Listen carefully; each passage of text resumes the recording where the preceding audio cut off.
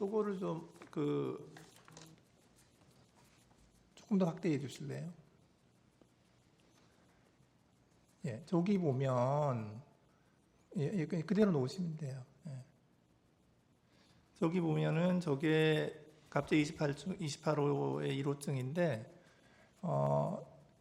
헌법재판소 재판관 마은혁 정계선 조한창 선출에 관한 인사청문 특별위원회 위원 선임의 건 이래가지고 더불어민주당 대표의원이 이제 직인을 찍어서 이제 그 더불어민주당 의원들 중에서 인사청문 위원을 추천하는 공문이에요.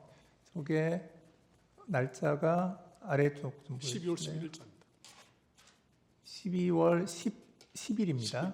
10일에 이제 그 의장한테 보냈죠. 그리고 나서 그 다음 장 뒷면 좀 보여주실래요?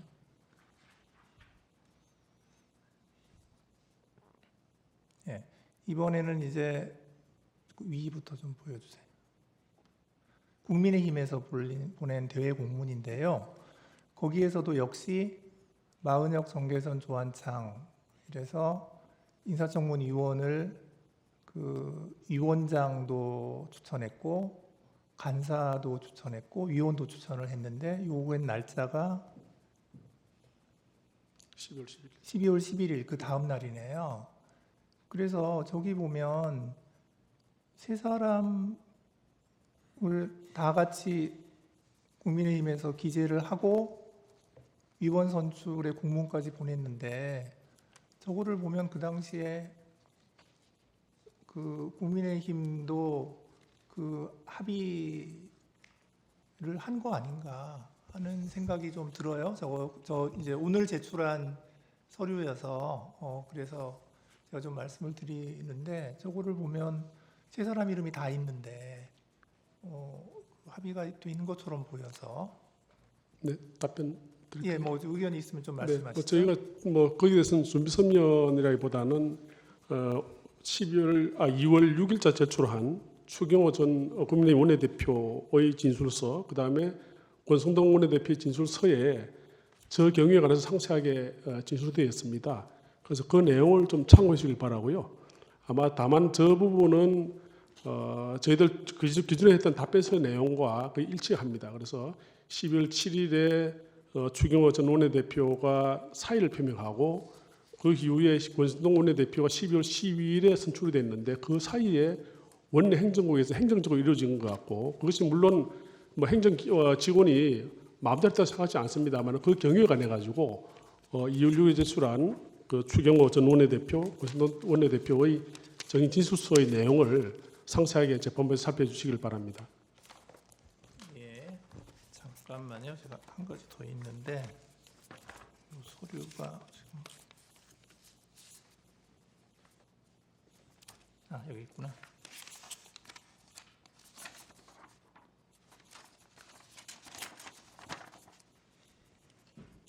아까 그건 주세요. 주시고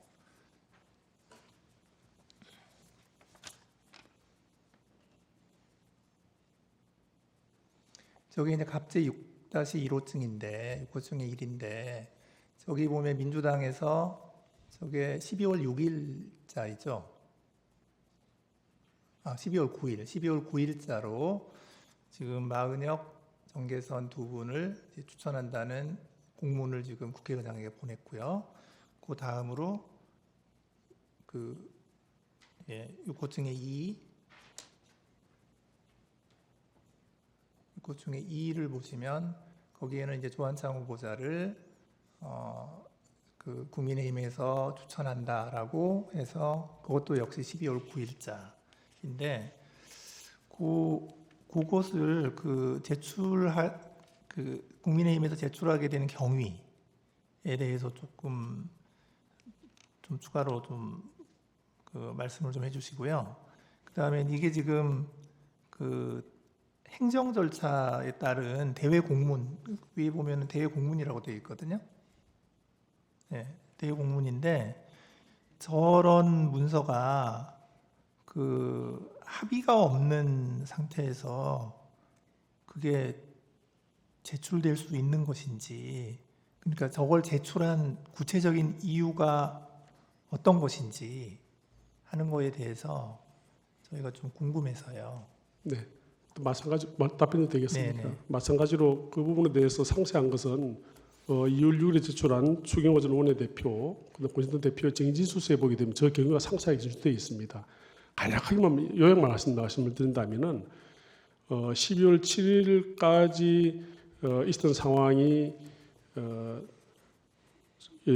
추경호 전 원내대표와 더불어민주당 박신다 원내대표 사이에 이 처음에 헌법재판관 1인 할 것이냐, 1대2로 할 것이냐, 또는 1대1 그리고 합의를 할 것이냐가 논의를 하다가 1대1 하면은 문제가 없는데 나머지 한 분에 대해서는 9분이 다 이제 헌재가 완전 처리되기 때문에 헌법재판소장을 어느 분으로 할 것이냐에 관해 가지고 논의를 하시던 것 같습니다. 그래서 전현직 재판관님 중에 이렇게 논의가 됐던 것 같고 그 과정에서 12월 7일 날 아까 말씀드린 대통령에 대한 탄핵 소추가 한번 무산된 이후에 추경호 원내대표가 사임을 하시고 그 이후에 12월 12일에 권신동 원내대표가 새로 선출됐는데 지금 말씀드린 12월 9일자와 12월 10일자 공문은 그 사이에 공백해 있었던 상황 같습니다. 그래서 이 새로 추경호 권신동 원내대표가 취임하신 이후에 국회의장을 방문하고 박찬대 더불어민주당 원내대표와 만나가지고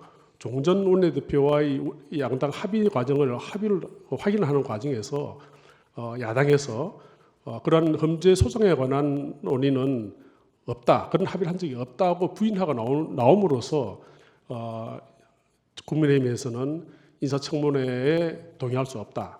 그리고 인사청문회 개최에도 동의를 못하기 때문에 들어가지도 못하고 또 본회의도 아마 표결에 참여하지 않은 것 같습니다. 그래서 그 상세한 경우에 관해 가지고는 그 진술서를 좀 재판님께서 좀 상세하게 참조해 주시길 바랍니다.